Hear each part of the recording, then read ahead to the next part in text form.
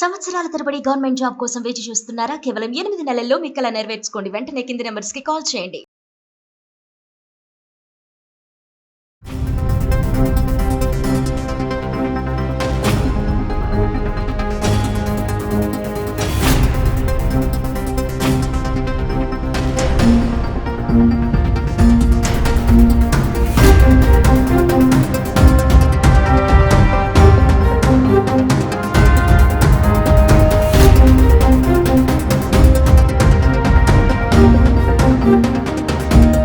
Hi viewers, India's largest digital media network Suman టీవీకి స్వాగతం. ప్రస్తుతం మనతో ఉన్నారని motivational speaker and language trainer Vijaya బంగారు.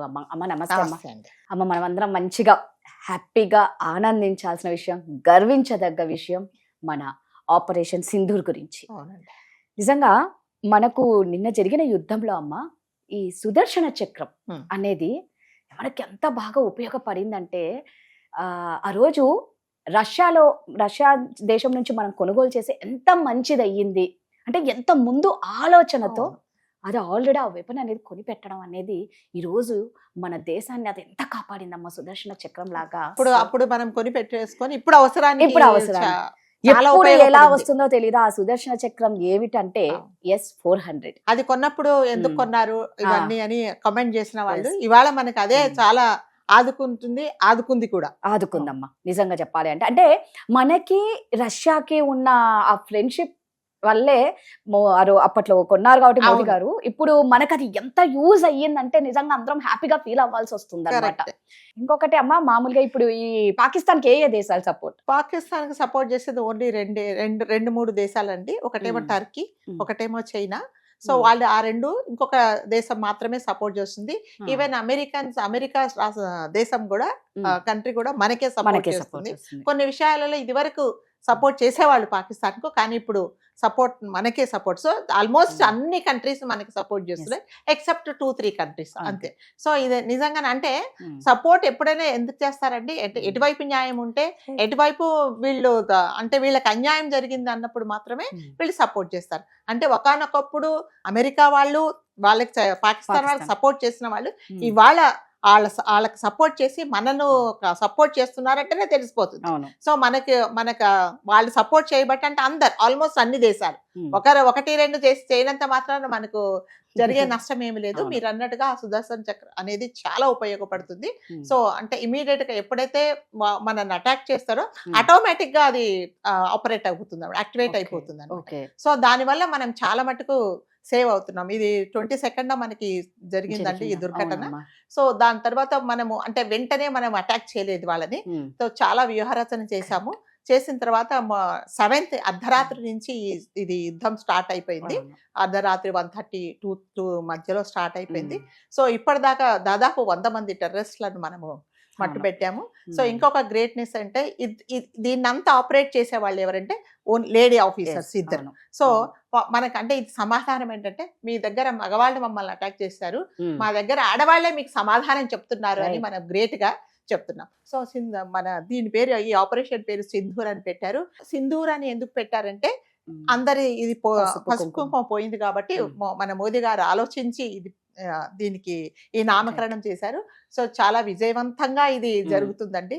అంటే మనం ధీటుగా గట్టి సమాధానం చెప్తున్నాము, మేము దేనికి వెనక్కుపోము. సో మేము అంటే మీరు వేలు నరికేస్తే మేము మొత్తం మనుషులనే నరికేస్తాము అన్నట్టుగా మనం సమాధానం చెప్తున్నాము. సో కాబట్టి ఇదేంటంటే ఇది తుది అంటే అంతం అయిపోవాలి అని అంటే, సో వాళ్ళ తప్పు తెలుసుకోవాలి. దాదాపు 8-9 స్థావరాలను మనం అటాక్ చేశాము. 100 మంది దాకా చనిపోయారండి ఈ ఆపరేషన్ లో. సో ఇది నిజంగానే మనదైతే గ్రేట్ సక్సెస్ అనే అనుకోవాలి. సో ఈ టీమ్స్ ను నడిపించేది మళ్ళీ చెప్తున్నాను. ఎందుకు మళ్ళీ చెప్తుంటే లేడీసే, ఆడవాళ్లే వీళ్ళకి సమాధానం చెప్తున్నారు. సో ఆడవాళ్లే ఇంత ధీటుగా సమాధానం చెప్తుంటే ఇంకా మనం అందరం నిజంగా మగవాళ్ళు మళ్ళీ మనం పంపిస్తే వాళ్ళ మీదకి అటాక్ ఎలా ఉంటుందో వాళ్ళకు తెలియాలి. యాక్చువల్ గా మంచితనాన్ని చేతకానితనంకో లేకపోతే చులకనగా చూడటము, అలా చూస్తే ఏదో భారతదేశం మంచితనాన్ని మీరు చేతకానితనంగా అనుకున్నారేమో, వీళ్ళు ఏం చేసుకోలేరేమో అని ఒక ఇంటి పెద్ద దిక్కు మీద మీరు ప్రభావం మీ ప్రతాపాలు చూపించి మీరేదో పెద్ద దేశాన్ని ఉద్ధరించినట్టో లేకపోతే మీరేదో మంచికొస్తే ఏదో చెడు జరిగినట్లు మీరు క్రియేట్ చేసి ఈ రోజు మీ ఉగ్రవాదుల్ని స్థావరాలను లేపేసరికి అక్కడున్న పాపం యాంకర్ తో సహా ఏడుస్తూ ఉండడం చాలా అసహ్యంగా ఉందన్నమాట. అవునండి. మా మంచితనాన్ని మేం భారతదేశం కాదు పెట్టే ఇది. భిక్షతో బతికేటోళ్ళు పాకిస్తాన్ వాళ్ళు. అవును. మీది ఇంత దేశం, తలుచుకుంటే ఏమైనా చేయొచ్చు. కానీ మన మంచితనం దయా దాక్షిణ్యాలతో భారతదేశం ఉంది కాబట్టే ఇప్పుడు ఆ మంచితనం వల్లనేనండి. అంటే మన హైదరాబాద్ లో కూడా చాలా మంది ఓల్డ్ సిటీలో పాకిస్తానీ వాళ్ళు ఉన్నారు. ఇక్కడే కాకుండా చాలా ఊరు అంటే సిటీస్ లో ఉన్నారు. కానీ అంటే నిజంగా మనము వాళ్ళ లాంటి మెంటాలిటీ అయితే వెంటనే అది జరిగిన రోజు 23rd అందరినీ నిల్చోబెట్టేసి కాల్ చేస్తాం. ఎందుకంటే మీ వాళ్ళు చంపారు, మేము చంపాం. కాకపోతే టెర్రరిస్ట్లని అనట్లేదు ఇక్కడ, అసలు కానే కాదు. సో ఇక్కడ టెర్రరిస్ట్లనే టార్గెట్ అన్నమాట. అంతే. అందుకే అక్కడ పాకిస్తాన్ లో ఒక్క ఆర్మీకి కానీ ఒక సామాన్య ప్రజలకు కానీ ఎవరికి ఇబ్బంది తేలేదు ఇండియా.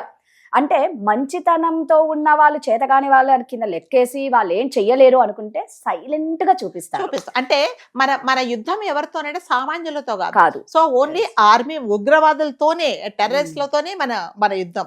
సామాన్య ప్రజలను మనం ఎప్పుడు వాళ్ళు మనని ఇబ్బంది పెట్టరు, మనం వాళ్ళని ఇబ్బంది మన ఏంటంటే మన ఐడియా అదే. అంతేగాని ఇవన్నీ ఏంటంటే వాళ్ళతో మనకేం శత్రుత్వం లేదు. ఎవరైతే ఏ ఉగ్రవాదులతో మన మీద అటాక్ చేసినాడో మనం కూడా మనమేం వెళ్ళి అంటే సామాన్య ప్రజల్లోకి వెళ్ళి మనమే ఎవరిని ఇబ్బంది పెట్టలేదు. ప్రపంచ దేశాలంతా కోరుకునేది ఉగ్రవాదం నశింప చేయాలి, ఉగ్రవాదాన్ని నాశనం చేయాలనే ప్రపంచ దేశాలన్నీ కోరుకుంటున్నాయి. అలాంటి మీ పాకిస్తాన్ గవర్నమెంట్ ఎందుకు ఎంకరేజ్ చేస్తుందో వాటిని మీకే తెలియాలి. అదే అంటే దీని వల్ల ఏం సాధించేది ఏముండదు. కాకపోతే మళ్ళీ మనకి ఏంటంటే నిజంగానే మనం 26 మందిని పొట్టను పెట్టుకున్నారు వాళ్ళు. అమాయక ప్రజల్ని ఎన్నో ఆశలు పెట్టుకొని ఎంతో ఆనందంగా గడపాలని వచ్చిన వాళ్ళకి అంటే మోసం చేసేనండి. ఇదేంటంటే ఒక టెర్రరిస్టులు ఎలా వచ్చారంటే ఆర్మీ దుస్తులలో వచ్చారు కాబట్టి ఎవరు ఇది చేయలేకపోయారు. అంటే ఇప్పుడు మన మైండ్ సెట్ ఎలా అయిందంటే ఎవరిని నమ్మాలి, ఎవరిని నమ్మకూడదు. అంటే వాళ్ళు చాలా మటుకు మన ఇండియాలో కూడా చాలా మటుకి వాళ్ళు అంటే ఇండియన్సే అక్కడి నుంచి ట్రైనింగ్ తీసుకొని అవసరమైనప్పుడు కూడా వాళ్ళు కూడా ఉగ్రవాదులుగా మారేలాగా వాళ్ళు చాలా మంది ఉన్నారు ఇక్కడ. సో మనం ఇప్పుడు ఏంటంటే మన మైండ్ సెట్ ఎలా అయిపోయిందంటే నిజంగా డ్రైవర్ ను అంటే ఎవడైనా స్విగ్గీ అని వచ్చి ఇచ్చేస్తున్నాడా అంటే వాళ్ళను అలాంటి అంటే అట్లా మామూలుగానే ఉంటారండి. చూడగానే ఎలా ఉంటారంటే చాలా అమాయకులు, వీళ్ళకి అసలు ఏమీ తెలియదు, నోట్లో వేలు పెడితే కొరకలేరు అన్నట్టుగా ఉంటారు. కానీ వాళ్ళు అవసరమైతే వాళ్ళ దగ్గర నుంచి ఇన్స్ట్రక్షన్స్ వచ్చినప్పుడు మాత్రం కంపల్సరీగా మన మీద అటాక్ చేస్తారు. కాబట్టి మనం కూడా కొంచెం జాగ్రత్తగా ఉండాల్సిన పరిస్థితి వచ్చింది. అంటే అందరినీ కాదు, మరి ఎవరిని నమ్మాలో ఎవరిని నమ్మకూడదు అనే పరిస్థితి. సో తప్పకుండా మన భారతదేశం మన సత్తా ఏంటో మనం చూపిస్తాము. అంటే ఇంకొకసారి భారతదేశం వైపు చూడాలి అన్నా, మన వైపు ఏదైనా అటాక్ చేయాలన్నా కూడా అంటే గుండెల్లో రైళ్లు పరిగెత్తేలాగా మనము ఈ యుద్ధాన్ని స్టార్ట్ చేసాం. తప్పకుండా అంతిమ విజయం అనేది మనదే. ఇంకా స్టార్టింగ్, ఇది స్టార్టింగ్. ఎలా ఉంటారు ఎండింగ్ చూసుకోండి. Thank you.